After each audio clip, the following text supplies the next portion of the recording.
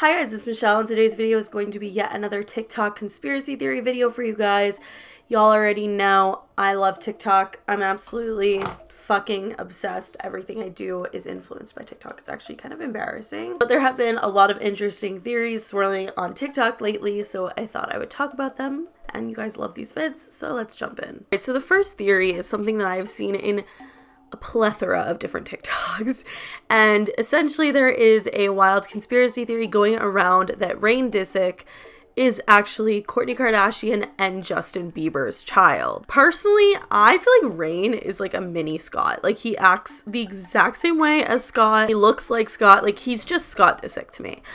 But I do get where people are coming from, because of course Kourtney and Justin were speculated to be dating in late 2015 to early 2016, which is obviously after Rain was born in 2014. However, because Kourtney and Scott were so on and off in their relationship, people think it's a possibility that Kourtney and Justin were actually together a bit earlier than they, I guess, were seen together publicly. So the theory continues that Rain Disick is actually Justin Bieber's child. I totally get where people are coming from with this theory, because he does actually look low-key a lot like Justin Bieber, especially as Justin Bieber looked as a kid. They look pretty freaking similar. I cannot lie. I just don't think that this is true, because like I said, I feel like Rain is like a mini Scott, but stranger things have happened. So I would love to hear you guys' thoughts on this theory. Even though I don't personally believe this theory, I could totally see where people are coming from.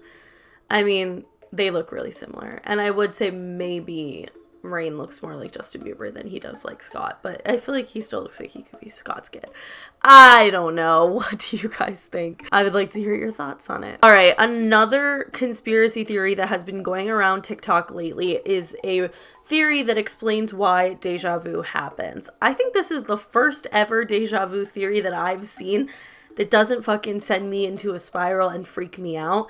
And I kind of believe it. I think this makes a lot of sense. So the theory goes that when we're born, we actually inherit our parents' memories and grandparents' memories and so on and so forth. Whenever we feel this sense of deja vu, it's because we're experiencing something that one of our ancestors has experienced. I know that this sounds weird, but do you ever think about when your parents were young and like look at pictures and you kind of feel like you remember it even though you don't? Sometimes I'll like look at pictures of my parents, or I'll watch their wedding video and I'm like, I feel like I was there. A lot of people talked about the fact that deja vu could actually come from past life memories. And while I think that that's interesting, it would also have to prove that past lives exist, versus kind of a simple concept that like obviously we share DNA with these people.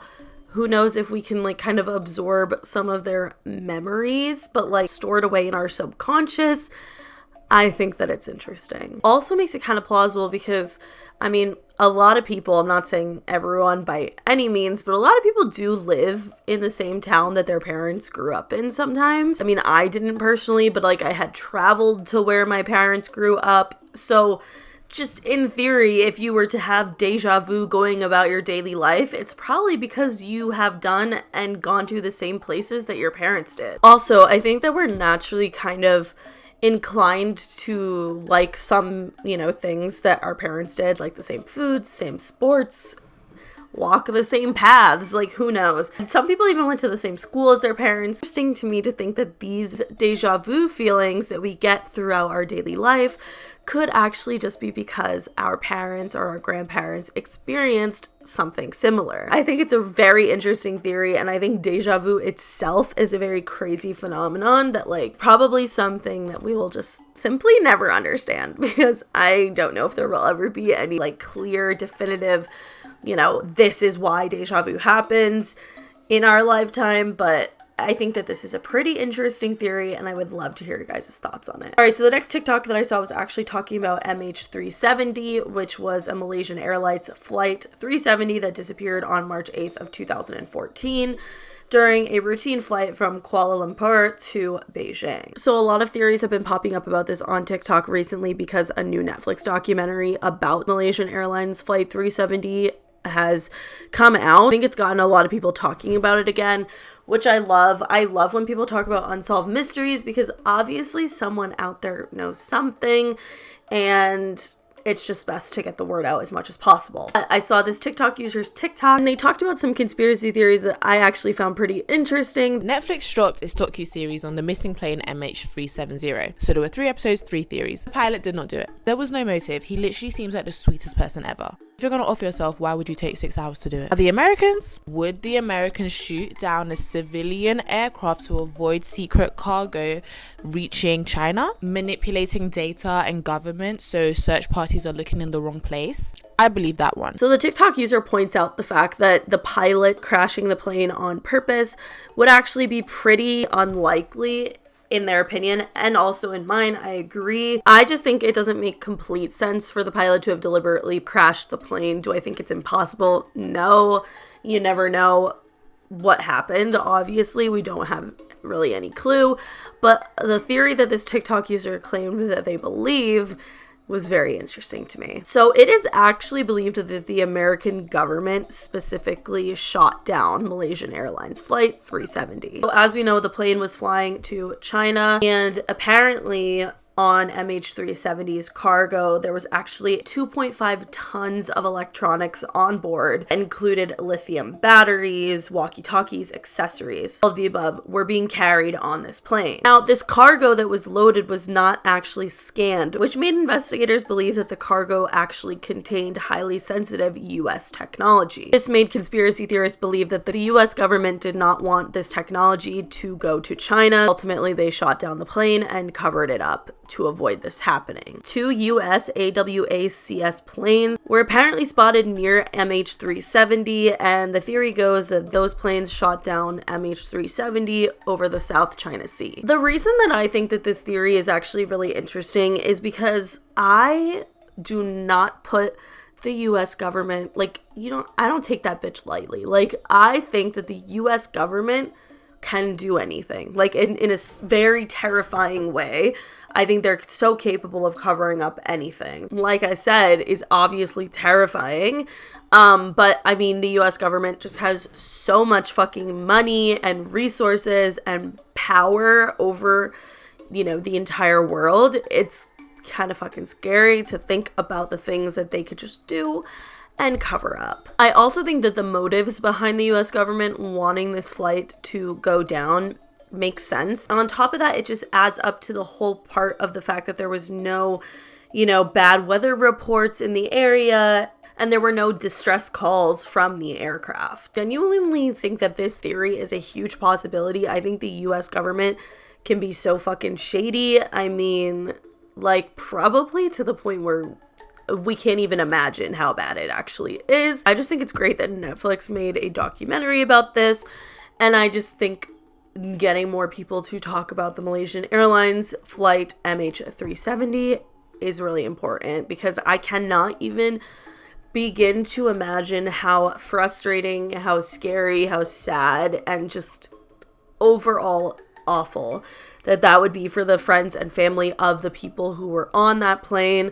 I can't imagine having absolutely no closure like that. It's just a bunch of unanswered questions, which I can only imagine would be the most frustrating thing on the planet. So I think it's really important to talk about unsolved cases like this. All right, the next TikTok I want to talk about comes from my boys, the Jumpers Jump podcast. I love these guys. They are some of my favorite TikToks. I love the conspiracies that they talk about, and I found this one to be pretty damn interesting. Did you know fast food places, they control us using colors? I could believe that. They try to put us into our lower 3 chakras. Or the root chakra, that's the survival mode. When we're in our lowest chakra, we're in survival mode. We're at the act of hunger. Is it so red? The reason, look at all the biggest fast food companies in the world, McDonald's, Wendy's, Burger King, they utilize the color red. Arby's, everything's red, bro. Sonic, red. So that makes us No. It puts us in a chakra so that we are at a desperation mode. That's the spiritual color. What's even crazier, Hooters. Hooters is orange, right? Orange is the color of our sexual chakra, bro. So our chakras are actually all of the colors of the rainbow, but our lower chakras specifically are yellow, orange, and red. So our solar plexus chakra, our sacral chakra, and our root chakra. So these lower chakras are actually linked to our more primal motivations like fear, hunger, arousal. Even though they're important, they can also have like a lower energy, like if you're only in your lower chakras and the other chakras are blocked, it can be kind of a low vibrational energy. Now, as the TikTok talked about, every fast food chain consistently uses the colors red, orange, and yellow in their logos, and people believe that this is actually on purpose. I guess the theory is saying that essentially these fast food places are specifically putting us in our lower vibrational, lower chakras, which makes everything easier for them to control. It's the concept that companies, not just fast food, but all companies, use colors to kind of manipulate us. And I think that this is somewhat true to an extent. I don't know, if they are doing it because of the chakras specifically or if there's other reasoning. But if you think about it, colors really do play a key role in marketing and advertising, and it is just so interesting when you bring in the idea that it is actually to manipulate us. Like, it is. I mean, it's kind of the same vibe as at Disneyland when you're walking through Main Street and they pump out the smell of like fresh baked goods because they want you to go into the shops and buy the bakery items. Like, it's just the way that it is. I think that this is such an interesting theory. I find marketing to be the most interesting conspiracy theories as a general statement because I truly believe these companies actually do try to manipulate us, and it works every time. It fucking works. And if you think about it from like a conspiracy standpoint, if these companies, like fucking fast food places and other companies that are just trying to sell you something, are, using their power and their research to manipulate us, imagine what the fuck the government, medical industry, what are they doing to manipulate us? That's what gets me thinking. It's like not good. I think it's super cool, but it is obviously kind of scary though, because fallen into the wrong hands, they can know how to manipulate people by using these tactics, and they work. Like I said, I mean, of course, these companies manipulating you sucks, but it's also like, it's child's play. Get you to eat fast food, sure. I just think it is interesting and brings up a very scary point, which is what else are they manipulating us to do? All right, the next TikTok I saw is all about the Adam and Eve story. There's a CIA document that came out. Everybody just started talking about it now. It's called the Adam and Eve story. It basically explains how the world is going to end. Has it been true? It makes sense. They say the world is going to end because the poles, like, North and South Pole, they shift every 12,000 to 15,000 years. And once they shift, it causes like a giant like apocalypse, big earthquakes, giant tsunamis. Once the apocalypse happens, we go right back to the Stone Age. And it said that our first humans, like as us, it was 10,000 years ago. So if you think about it, 10,000 years ago, we're in year 2000. We're at 12,000 years right now. And now you see like global warming and shit like that. Like in the book, it says that we are the sixth civilization that came out of the apocalypse. So we just get to a certain point in life and then it just hard reset. And that explains a lot because remember how you were saying that the Sahara Desert used to be green and like the Antarctica used to have forests and shit like that? Yeah. That's what happens. Like it switches everything, it flips. Yeah. So now like some places turn cold, some places turn hot. That's why they was talking about like the flood in the Bible like that. That's probably what happened to Atlantis and shit like that. I was just about to say Atlantis. It would make sense for a city in the water if the water wasn't there before. I actually found this TikTok to be super interesting because I think that the idea that the human race will start all over again is something I've been thinking about for a while. Like eventually when our planet becomes thought of everything just starting over kind of makes sense. Nature will just take its course and run its course over again. And you kind of start out again from the beginning, which is a scary concept. But what's even scarier is to think that this has happened before. But I do believe it because like I feel like the end of the world will just be the beginning of something else. Like maybe it is slightly different than, what it is now. And I just think overall it is a very interesting concept. So let me know what you guys think. All right, the last few TikToks we're going to be talking about have to do with Nickelodeon's Dan Schneider. We're going to refer to him as the creator from this point forward, just for safety reasons, but y'all know him. This has been a long time dark conspiracy theory that the creator of all of your favorite Nickelodeon shows, from Zoe 101, Drake and Josh, Amanda Show, iCarly, Victorious, etc., is actually just a huge fucking creep. A few months ago, Alexa Nikolas from Zoe 101 actually went on another child star, Christy Carlson Romano's podcast, Vulnerable, and she spoke about Dan, she spoke about Nickelodeon and her time there, and it was honestly super dark. So several former Nickelodeon stars have spoken out about their time at Nickelodeon and their time with the creator, specifically Jeanette McCurdy. In her book, I'm Glad My Mom Died, she very much spoke about Dan and explained her experience with him. Alexa has been speaking out about this for the past few years.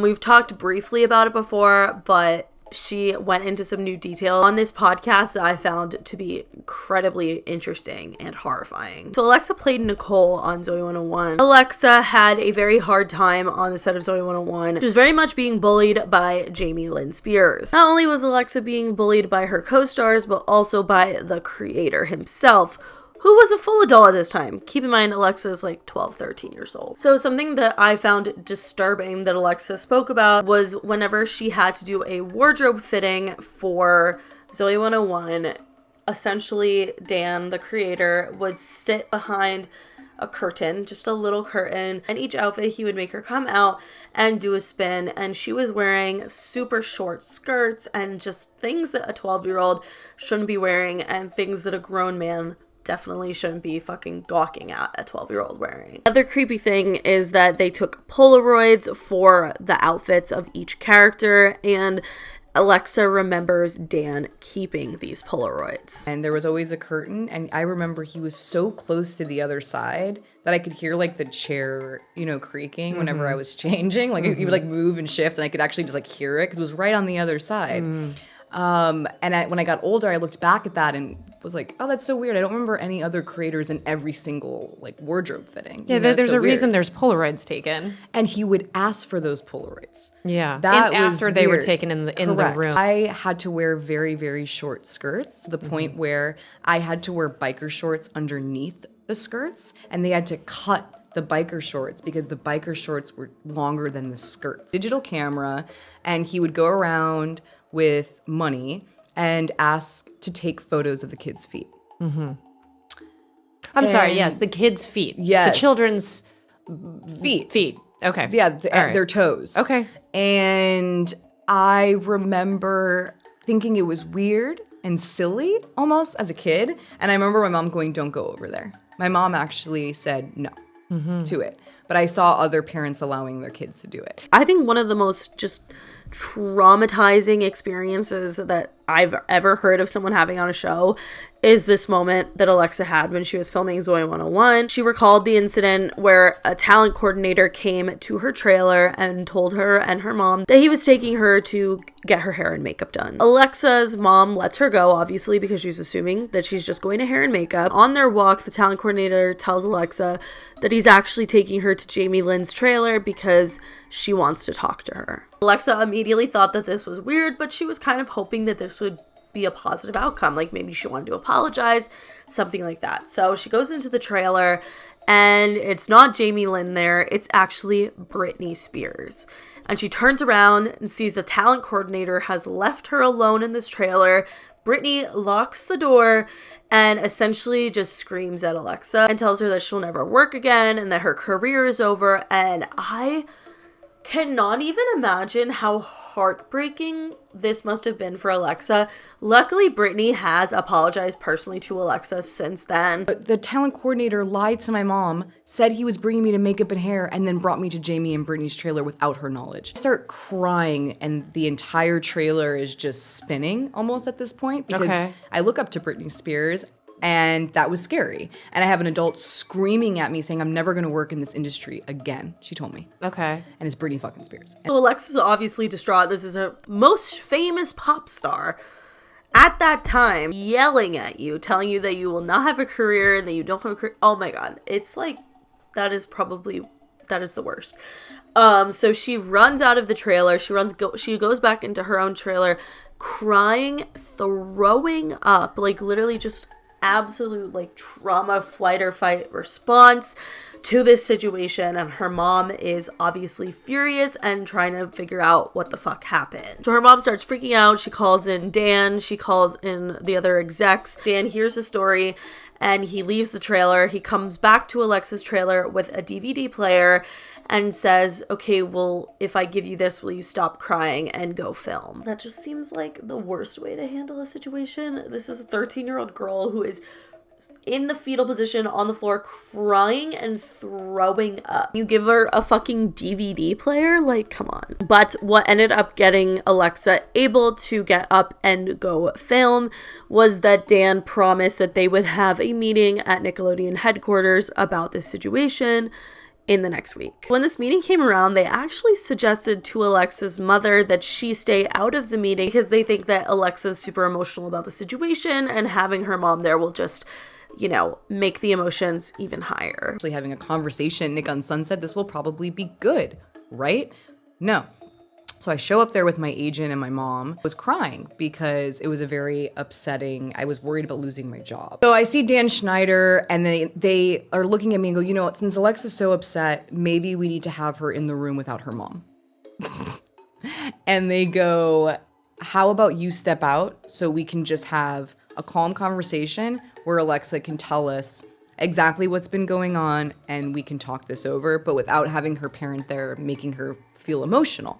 Like basically shifting blame onto my mom as a tactic to get me in the room alone. It's so ridiculous. This is a 13-year-old child and they're trying to rip away her mother from her so that they can manipulate her. Essentially, that's what's going on, point blank. And according to many other child actors who have worked on Nickelodeon, they all say that this was the case, that this was the constant thing that they had experienced. The creator wanted the parents to be a lot less hands-on when it came to the child actors, which is ridiculous because, I mean, I just would think that, you know, if my kid were on a show on Nickelodeon or Disney Channel, whatever the case may be, I would definitely be a helicopter parent, making sure, I mean, everyone has heard about the terrible things that happen to child actors in the industry. It's like not a secret. And so wouldn't you think that you like want your kids to be safe in that environment? Like, I don't fucking know. So this was obviously a huge red flag. This meeting was actually the moment that ended Alexa's time on Zoe 101. She told her mom after the meeting, she was crying because Dan yelled at her and said, this is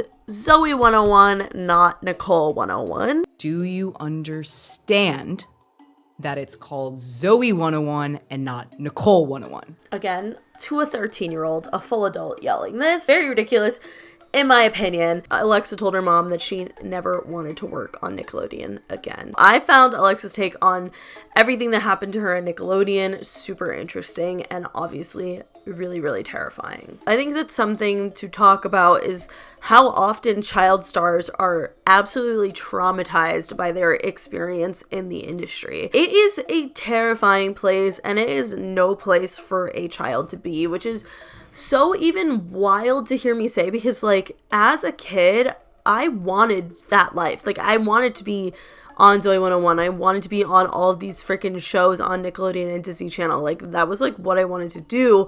I used to want to be an actor. As we've seen periodically, a lot of these stars had very traumatizing childhoods that grow into kind of a pattern of having like a wild adulthood or like roller coaster second. Obviously, we've seen this with Lindsay Lohan, Macaulay Culkin, Miley Cyrus, Britney Spears. The list honestly goes on. But one person who I want to talk about because, again, I saw this TikTok about is Amanda Bynes because she is probably one of the closest stars to Dan. So she was guest star on all that and Dan claimed that he wanted to make her a star, took Amanda under his wing and created the Amanda Show. What I didn't know is how much Dan was intertwining in Amanda's life throughout her career. I had no idea he was a producer on Big Fat Liar. And most importantly, which is so crazy to me because I watch this show every day. I've even watched it pretty recently and I didn't notice his name being on it. But Amanda Bynes' show, What I Like About You, which was like her more adult show. It wasn't a Nickelodeon show, like it had an older audience, but it was one of my favorite shows when I was younger. Dan was actually producing it, which I had no clue. And I think that that's so weird. So Amanda has actually always struggled with her relationship with her parents. When she was 16 years old, she actually wanted to be emancipated and wanted to move in with Dan and his wife, Lisa. Like, whose idea do you think that was? Probably not the 16-year-old's idea. What I think is weird is that you can't really find any pictures of Amanda and Dan together, which is pretty crazy because they were super close and they worked together super frequently from the time Amanda was a child to a young adult. Also, people who were working on the Amanda show claimed that the creator's behavior with Amanda was really creepy and that he would like hold her from behind like he was her boyfriend. And it was just really freaking weird considering she was like 13 years old at the time and he was just being extremely overly affectionate with her. I really do think that Amanda's parents didn't protect her from what was going on in her childhood, which is a really, really sad thing. It's a common thing that we see in Hollywood. They just like care about the money, I think, because Amanda has made it quite apparent that her relationship with her parents was always strained. Obviously, we saw Amanda have kind of a public hard time. In 2013, she was involuntarily hospitalized for 30 days, and then she was placed under a conservatorship with her parents in charge of her money. So this conservatorship actually ended a year ago. So in 2018, after allegations of Dan Schneider being a creep overall really begins to come into play and people were really talking about it, he had gotten fired from Nickelodeon. A blind item came out that was later proven to actually have been from Amanda Bynes. The blind item says, quote, "Last night after the news broke about a certain producer and actress, all of you know who knows the producer as well as anyone sent this." And Amanda apparently said, quote, "Thank you for all your ongoing support. I don't know how any of these men sleep at night, but if there's one thing that I do know is that what's done in the dark always comes to light. XOXO." And if you look at the way that she wrote it, all of the random capital letters spell out Dan did it. And then she continues by saying, "Sorry, I thought that was clever. Unfortunately, I will obviously not be making any comment whatsoever for obvious reasons, and unfortunately I feel as though the only way that legitimate stories can make the headlines regarding the producer is if others publicly speak on his behavior. The producer was truly like a second father to me, but things have changed. After the second incident, I don't know if I will ever be able to have children or have the family of my dreams. People have been picking this scab for years. I just won't be the one who finally rips it off." Lots of people have speculated what she exactly means by, not being able to have kids. I personally think that she's referring to the fact that she faced so much trauma and abuse as a child that she obviously self-medicated and had her issues with copious amounts of drugs that maybe made it so that it was not possible for her to conceive. I think that that's what she meant by that, but people have different theories, but that's my personal opinion, is that because of the use of drugs that she was using, she's not able to get pregnant anymore, which is a possibility. That's like a side effect of some of the things that she was probably doing. It's really heartbreaking that there was no one there to protect Amanda. A few weeks ago, she was seen walking around naked and alone downtown Los Angeles in the middle of the night. She waved a car down and told them that she was coming off of a psychotic episode and that she needed to call 911, and she ended up getting the help that she needed. It is currently under a psychiatric hold. Like I said, her conservatorship ended a year ago and she seems to be in a really good place, but this incident obviously is pretty concerning. Amanda, say what's up. What's up? We just walking the streets of Hollywood. It's St. Patrick's Day. I saw my girl walking, so I said I had to say what's up. I just hope that Amanda gets the help that she needs. It is so heartbreaking to see someone who clearly had so much childhood trauma thrust upon them have to continue to go through this as adults and not have anyone there to fucking protect them. Like, who is there for her? Like, her parents that weren't there for her when she was a kid?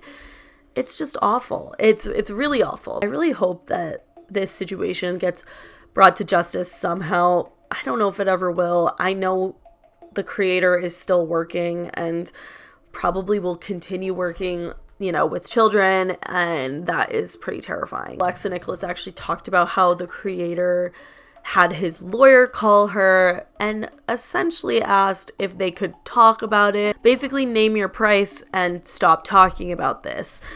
And of course, Alexa didn't comply, and she has a whole movement, The Predator, protesting this exact situation, which I think is super important because all these child stars you just see time and time again having a really hard time as adults, and it is really freaking scary. It really is. And it's really heartbreaking and so sad to see that people only care about their money. It's so fucked up. Like, it really, really is. So I hope that we can, you know, try and get justice for Amanda Bynes, Gemma Curdy, Alexa Nikolas, and all of the other people who haven't spoken up because they're either too scared or they have NDAs. It is so bad. It is seriously crazy to think that, like, to be on Nickelodeon sounded like such a dream as a kid, but it is ultimately seems like it would have been a absolute nightmare for a lot of these stars. I would love to hear you guys' thoughts on these TikTok conspiracy theories. But that is it. If you guys like this video, please give it a big thumbs up. Like I said, let me know in the comments below what you guys think of these TikToks. I would love to hear your thoughts on all of these conspiracy theories. But that is it. Make sure you follow me on Twitter, TikTok, and Instagram, and subscribe for new videos every week. And I will see you guys later. Bye.